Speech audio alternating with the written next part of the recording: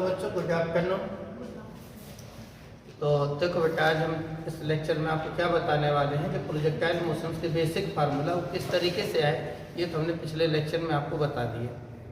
ठीक, अब इनका हम लोग कैसे यूज करेंगे, कैसे शॉर्ट ट्रिक अप्लाई करेंगे, किस तरीके की इसमें कंडीशंस आएंगी जो हमको आगे कंटिन्यू करना है। ओके, चलो देखो देर ना करते हुए हम लोग शुरू करते हैं। तो देखो हमने सारे फार्मूले में 4 फार्मूले हैं, बेसिक फार्मूला चारों हम लोगों ने लिख करके रख लिए हैं। पहला क्या होता है, टाइम ऑफ फ्लाइट। ठीक है, जैसे किस तरीके से कोई प्रोजेक्टाइल्स होता है और यहाँ किसी बॉडी को हम लोग वेलोसिटी से प्रोजेक्ट कर देते हैं एंगल थीटा। ये हॉरिजॉन्टल रेंज, आर को हम लोग क्या बोलते हैं, हॉरिजॉन्टल रेंज। और ये मैक्सिमम हाइट इन प्रोजेक्टाइल, क्या सिंबल देते हैं, एच। ओके बेटा, और इसमें कितना टाइम, इसमें कितने टाइम तक बॉडी हमारी एयर में रहती है उसको हम लोग क्या बोलते हैं, टाइम ऑफ फ्लाइट। जो फोर्थ वाली इक्वेशन ये पाथ इक्वेशन ये काफी इंपॉर्टेंट रहती है फॉर नीट के एग्जाम के लिए। तो हमारी पाथ इक्वेशन से तो टाइम ऑफ फ्लाइट मतलब बॉडी कितने टाइम तक एयर में रहती है। ठीक, u initial velocity, theta angle, g gravity, और मैक्सिमम हाइट कितनी लेती है इन प्रोजेक्टाइल मोशन, वो क्या रहता है, u square sine square theta upon 2g। Horizontal distance कितनी होती है, मींस उसको हम लोग क्या बोलते हैं, रेंज। तो रेंज के लिए formula you square sine 2 theta upon g। और यहाँ पर ये पाथ इक्वेशन की रिजेक्टरी इक्वेशन से बोलो या इसको पाथ इक्वेशन से बोलो, ये क्या रहता है, y equal to x tan theta minus g x square upon 2u square cos square theta. ये सीधा 2g की इक्वेशन से। ओके, तो सबसे पहला पॉइंट इसमें जो हमको जानना है, क्या जानना चाहिए, जो सबसे मेन इसमें वैल्यू हमको लेनी है, सबसे पहले जो तो हम लोग यहाँ पे जानेंगे वो मैक्सिमम वैल्यू। इसकी मैक्सिमम वैल्यू टी मैक्स कितना हो सकता है, एच मैक्स कितना हो सकता है, आर मैक्स कितना हो सकता है। ठीक, तो सबसे पहले तुमको ये चीजें जाननी है। आप जैसे तो यहाँ पर हम लोग क्या लिख देते हैं, मान लो टी मैक्स लेना है, तो टी मैक्सिमम हमको कब मिल सकता है, कब मिल सकता है, टी मैक्स की वैल्यू कितनी रहती है यहाँ पर 2u अपॉन। उस समय क्या हमने यूज किया, साइन थीटा की वैल्यू क्या यूज करनी है, 1, मतलब थीटा इक्वल टू 9। तो इससे क्या हुआ कि जब किसी बॉडी को एयर में वर्टिकल थ्रो करोगे तो उस समय टाइम ऑफ फ्लाइट की वैल्यू कैसी होती है, मैक्सिमम। किसी एंगल पे दोगे तो उसके पहले नीचे आ जाएगा। क्लियर। अब जैसे यहाँ देखते हम लोग एच मैक्सिमम, तो एच मैक्सिमम की value you square upon 2g। यहाँ पे क्या कंडीशन है बेटा, साइन स्क्वायर थीटा की वैल्यू 1, मतलब साइन थीटा इक्वल टू 1, तो ये भी 90। अगर मैक्सिमम हाइट लेना है तो बॉडी को किस एंगल पे प्रोजेक्ट करना चाहिए, बोलिए 90। ओके बेटा, क्लियर। तो ये तो कोई बात नहीं, चलो ठीक है, सिंपल सब मालूम। लेकिन हमको यहाँ पे ये ध्यान रखना, जब आर मैक्स की बात करें, आर मैक्स मतलब हॉरिजॉन्टल डिस्टेंस अगर हमको मैक्सिमम लेनी है तो किसी भी बॉडी को किस एंगल पे प्रोजेक्ट करना चाहिए। देखो बेटा, तो इसकी वैल्यू जो आती है कितनी आती है, u square upon g, u square upon g. Okay, इस समय जो साइन 2 थीटा की वैल्यू है, इसकी वैल्यू कितनी होनी चाहिए, 1, मतलब 2 थीटा इक्वल टू कितना आता है, 90, तो थीटा इक्वल टू 45। ये इम्पोर्टेंट है कि कभी भी अगर हम किसी भी स्टोन या किसी भी पार्टिकल्स को थ्रो करते हैं और हमको क्या चाहिए, बोलो मैक्सिमम हॉरिजॉन्टल डिस्टेंस, तो सारी इसी में है कि उस बॉडी को हम लोग किस एंगल पे प्रोजेक्ट करें, 45। ये बिल्कुल कंपल्सरी, मतलब यहाँ पे ध्यान रखना है। ठीक, ये इम्पोर्टेंट हमारे लाने हैं। क्लियर बेटा। अब इसके बाद हम लोग देखते बेटा इनके रिलेशन। इसके बाद हम लोग क्या देखते हैं, इनके रिलेशन। तो इनमें जो इम्पोर्टेंट रिलेशन है वो आर और एच का रहता है। किसका, आर एंड एच का। ओके, तो देखो अगर मान लो ऐसे लिख लें, जिसका भी रिलेशन चाहिए तो इन दोनों को डिवाइड कर लो। मान लो जैसे हमको टी एच का रिलेशन चाहिए तो टी एच को डिवाइड कर लो, एच आर का चाहिए तो एच आर को हमने डिवाइड कर लिया। अब मान लो आर और टी का रिलेशन चाहिए तो आर टी को डिवाइड कर लो। रिलेशन बनाते समय हमेशा हम लोग ऐसे ही करेंगे। ओके, तो इम्पोर्टेंट हमारे लाने कौन सा, आर एंड एच का रिलेशन। तो देखो आर का क्या फार्मूला है बेटा यहाँ पे, यू स्क्वायर साइन 2 थीटा, और साइन 2 थीटा को हम लोग थोड़ा ऐसे लिखेंगे 2 sine theta into cos theta, बोलो लिख सकते हो कि नहीं? कौन सा फार्मूला यूज किया हम लोगों ने यहाँ पर? Sine 2 theta equal to 2 sine theta and cos theta, ये वाला। और डिवाइडेड बाई कितना है? जी। और whole divided by h, h की वैल्यू देखो कितनी है, u square sine square theta divided by 2g। देखना क्या कैंसिल होता है, u square cancel, sine theta से एक साइन थीटा कैंसिल, जी से जी कैंसिल, ये 2 कहाँ चला जाएगा? ऊपर। यहाँ से R by H equal to आ जाएगा बेटा 4। ओके, ऊपर क्या बच गया बताओ? कॉस थीटा, और नीचे साइन थीटा। ये कॉट हो बेटा, cos theta cot sine theta क्या बनेगा? कॉट। अगर इसको ऐसे नहीं लिखना तो ऐसे लिख लो, एच बाई आर कर दो, तो क्या आ जाएगा? 1/4 इधर साइन थीटा पर कॉस थीटा, तो यहाँ से H by R equal to 1/4 tan theta. ये ऐसे रिलेशन हमारे इम्पोर्टेंट है कि डायरेक्ट क्वेश्चंस बना जाते हैं। क्या होता है? डायरेक्ट क्वेश्चंस बना जाते हैं। अगर यहीं हम ये बोल देते बेटा for maximum range, for maximum range, क्या बोल देते? For maximum range. अगर ये कंडीशन दे देते तो थीटा की वैल्यू कितनी हो जाती है? 45। कितनी हो जाती है? 45। ओके बेटा, तो जब ये 45 यहाँ से देखो आर इक्वल टू कितना आ जाता है बेटा? 4h। ऐसे कंडीशंस, ऐसे पॉइंट्स हम लोगों को ध्यान रखने होते हैं। तो यहाँ पे देखो हमने क्या देखा? Max value and relation between R and H, relation between R and H.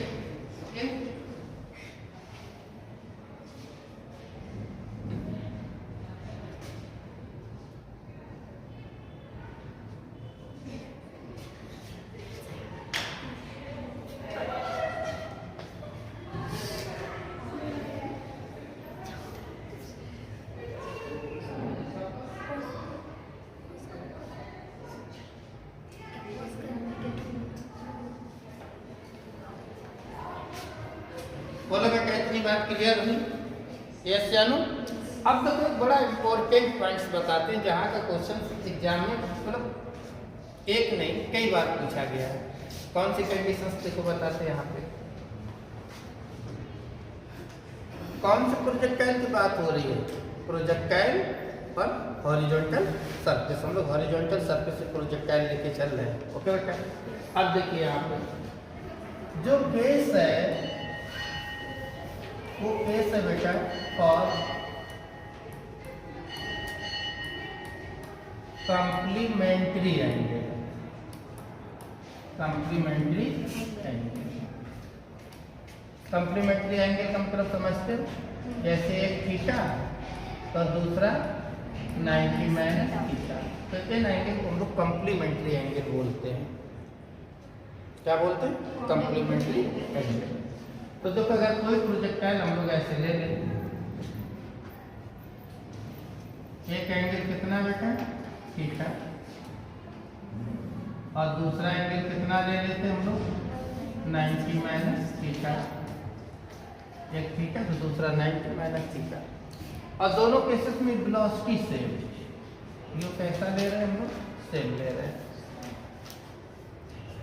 तो इसके जब हम प्रोजेक्टाइल पाथ देखेंगे तो जो प्रोजेक्टाइल पाथ होते हैं इस तरीके से रहते हैं।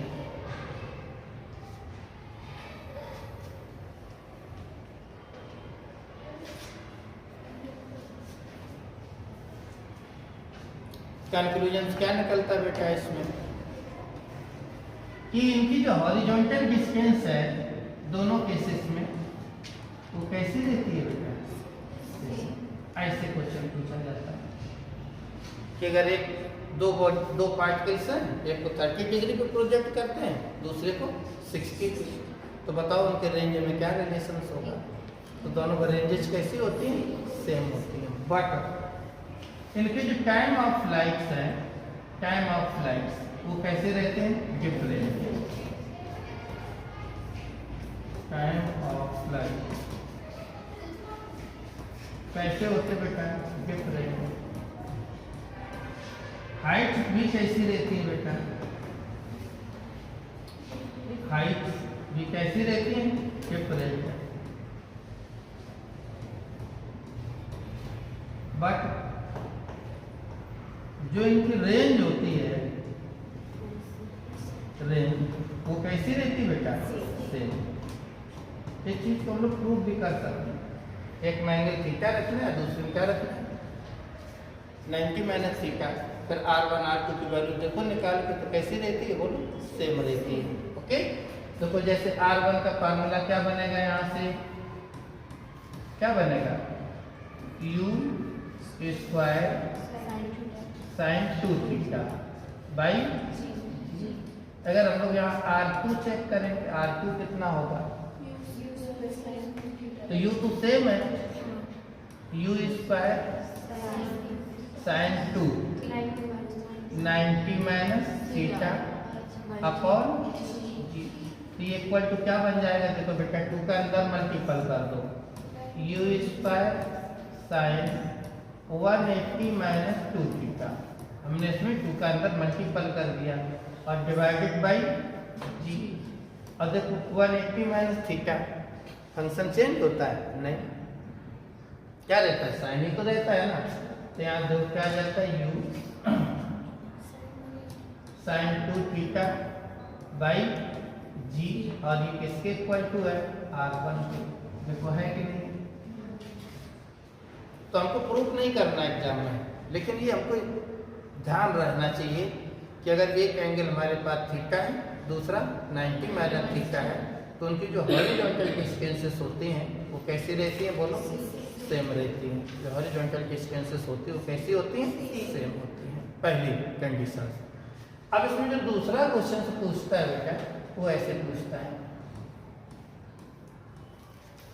कि जब टाइम ऑफ फ्लाइट अलग अलग है तो इनका प्रोडक्ट किसके इक्वल टू होता है, product of time of flight और कॉम्प्लीमेंट्री।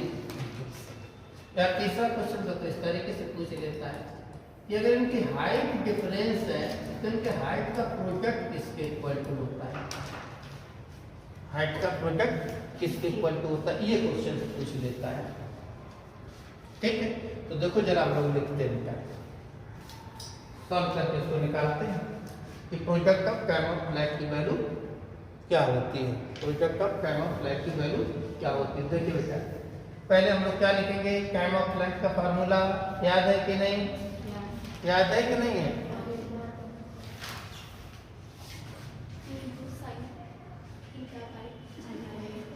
याद है कि नहीं, याद करो बैठ के।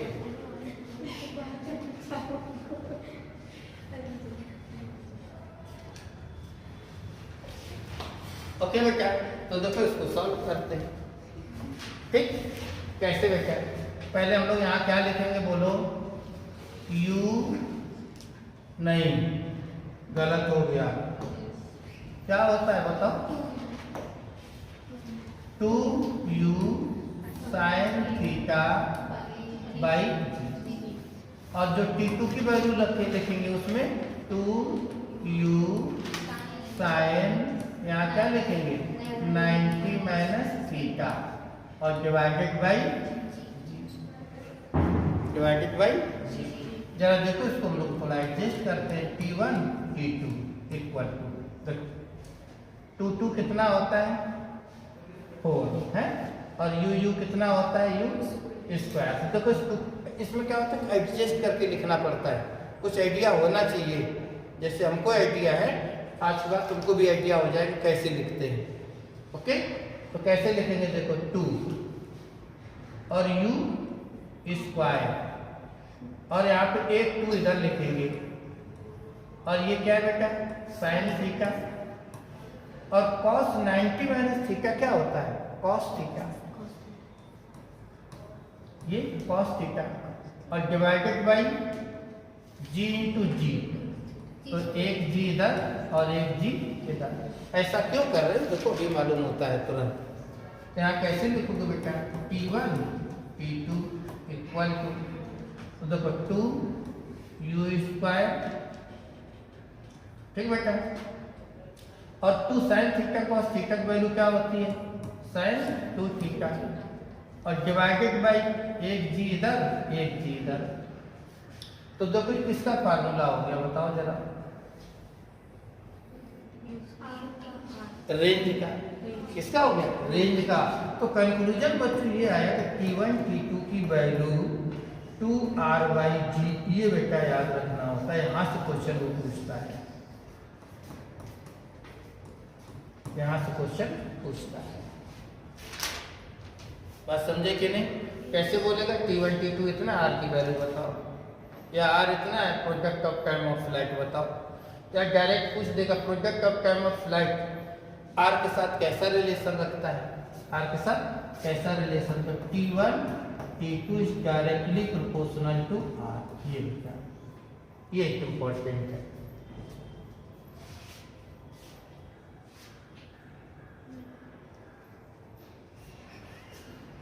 अब देखो बेटा ये बात हो गई ना इतनी क्लियर बेटा? ओके।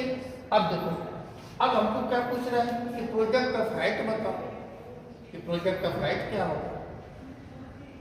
तो प्रोडक्ट ऑफ हाइट के यहाँ पे हाइट के फार्मूला लिखो और उसको एडजस्ट करो। किसके फॉर्म में? रेंज के फार्मूला के फॉर्म में। किसके फॉर्म में? रेंज के फार्मूला के फॉर्म में इसको एडजस्ट करो बेटा। कैसे देखो एडजस्ट करेंगे यहाँ पर हम लोग? जैसे H1, तो H1 क्या फार्मूला लिखेंगे? u square sine square theta upon 2g into H2। तो u स्क्वायर और साइन स्क्वायर क्या लिखेंगे? 90 माइनस थीटा, और डिवाइडेड बाई 2g। ये बेटा लिख देंगे हम लोग। बोलो बात क्लियर है ना? अब इसको ऐसे एडजस्ट करो कि इसका जो बाद वाला फार्मूला वो किसमें चेंज हो जाए? r में। इसमें चेंज हो जाए, बोलो बेटा, r में चेंज हो जाए। तो दो कैसे हम लोग एडजस्ट करेंगे इसको? यहाँ पर H1 H2, okay, u square क्या हो गया? e⁴। इधर देखो साइन स्क्वायर थीटा और साइन 90 माइनस थीटा मतलब cos square theta divided by 4, और यहाँ पे जी स्क्वायर। अब देखो बेटा थोड़ा अगर हम लोग सीखें, जैसे हमने यहाँ पे लिखा है कहीं पे साइन 2 थीटा का फार्मूला लिखा था, कहाँ लिखा है बताओ? पिछले स्लाइड में लिखे थे। ठीक, चलो यहाँ पे हम लोग समझ लेते हैं, थोड़ी सी बात है क्योंकि ये तो हम लोग क्लियर कर लिया है कि साइन 2 थीटा का क्या फार्मूला होता है बेटा? 2 sine theta into cos theta. अगर हम इसका स्क्वायर कर दें, क्या कर दें इसका स्क्वायर, तो क्या बनेगा? देखो यहाँ से बेटा साइन स्क्वायर 2 थीटा और ये इक्वल टू इधर भी स्क्वायर हो जाएगा, तो क्या बन जाता है? 4 sign square theta cos square theta. बोलो इतनी बात क्लियर है कि नहीं? ये बनेगा ना। अब तो क्या sign square theta cos square theta है, किसकी कमी है बोलो जरा? 4 की, तो मल्टीपल कर दो। किसकी कमी है? 4 की। और जब मल्टीपल किया है तो भाई डिवीजन भी करना पड़ेगा। ठीक, अब देखना क्या बनता है बेटा यहाँ से H1 H2। ठीक, तो अब देखो u⁴ और ये किसका फार्मूला हो गया? साइन स्क्वायर 2 थीटा, और नीचे कितना आ गया बेटा? 4 4 16, कितना हुआ? 16 और जी स्क्वायर। तो अब देखो एक स्टेप और इसमें H2, क्या आप क्या लिख सकते हो? u square sine 2 theta by g और इस पूरे का होल स्क्वायर, और इधर क्या बचेगा 1/16, और ये किसका फार्मूला है आर का, किसका फार्मूला है आर का। ओके, तो H1 H2 इक्वल टू कितना आ गया r²/16। तो ऐसी कंडीशन से क्वेश्चन हमसे पूछ लेता है, ऐसे कंडीशन से क्वेश्चन से पूछ लेता है। तो अब यहाँ पे हमको क्या करना, बोलो H1 H2 का डायरेक्टली आर के साथ कैसा रिलेशन है,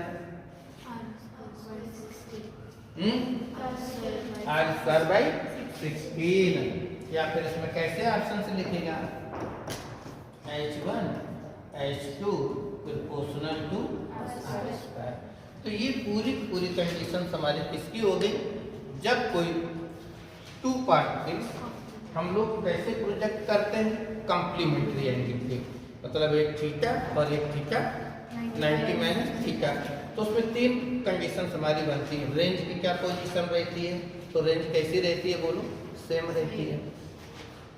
टाइम ऑफ फ्लाइट डिफरेंट होते हैं, तो उनका project of time of flight किसके इक्वल टू होता है बोलो, T1 T2 equal to 2r/g। Direct ध्यान रखना है, अगर कभी कंफ्यूज हो जाओ तो हम लोग इस तरीके से क्लियर कर लेते हैं। आर के साथ दोनों प्रोजेक्ट का कैसा रिलेशन होता है, डायरेक्टली प्रोपोर्शनल टू उनकी हाइट जो डिफरेंस होती है, उस हाइट का प्रोजेक्ट किसके इक्वल टू होता है, तो बोलो r²/16। ओके, इस लेक्चर में हम लोगों ने क्या सीखा, maximum value of time of flight, height and range. तो कौन सा पॉइंट इंपॉर्टेंट है, रेंज, कि अगर मैक्स रेंज चाहिए तो थीटा कितना चाहिए 45। ओके, उनके बीच में क्या रिलेशंस हैं, तो रिलेशंस हम लोगों ने किसका देखा, H एंड R का रिलेशंस। H45 तो R किसके इक्वल टू होता है 4 times of height and complementary angle position. जब हम दो पार्टिकल सेम वेलोसिटी से कॉम्प्लीमेंट्री प्रोजेक्ट करते हैं तब उनकी क्या कंडीशंस रहती है, ठीक है ना। तो ये इसके ऐसे बेसिक पॉइंट्स हैं जो हमारे प्रॉब्लम्स बनाने में हेल्प करेंगे। ओके बेटा, इसके आगे हम जो है नेक्स्ट लेक्चर पे बताएंगे। क्लियर, जब तक अपना ख्याल रखो, पढ़ाई करो और प्रॉब्लम्स करो। ओके, हम लोग मिलते हैं नेक्स्ट वीडियो पे, बाय।